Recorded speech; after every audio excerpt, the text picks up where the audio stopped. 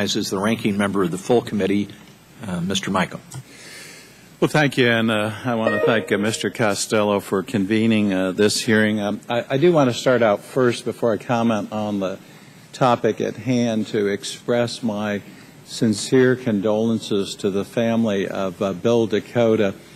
Bill Dakota is among hundreds of our nation's great aviation directors.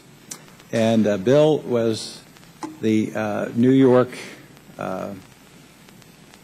Port Authority director of all of the airports in New York City, including recently acquired Stewart facility.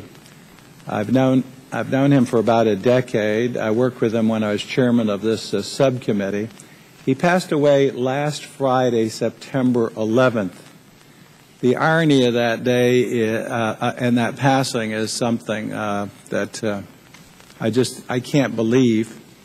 When I became chairman in early 2001, Neil Levin, who had been the legislative director of Senator Al D'Amato, when I was chief of staff for Hawkins, Senator Hawkins from Florida, a good friend, they invited me to come up to New York as the chairman to look at the airspace and the congestion and problems they faced.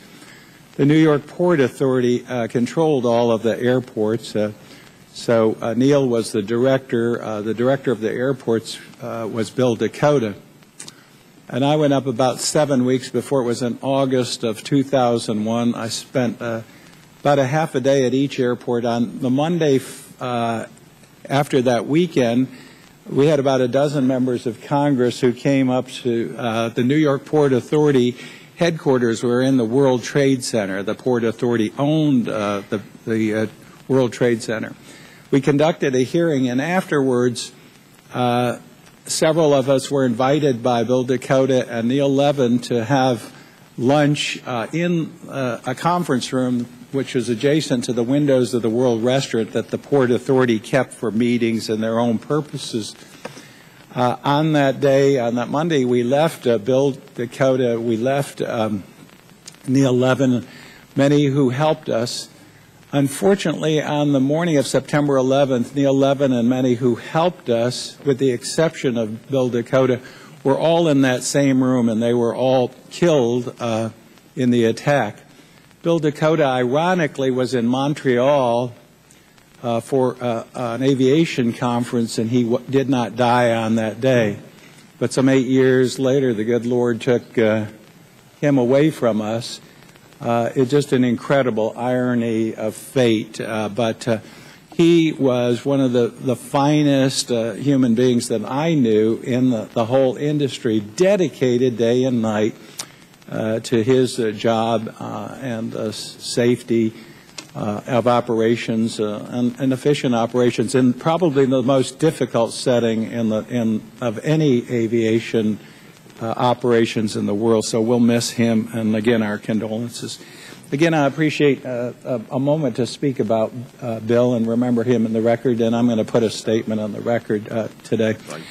This hearing is apropos. It's important oversight. That was a tragedy. We were very fortunate we did not have a tragedy earlier in the year with the U.S. air flight that landed safely in the Hudson.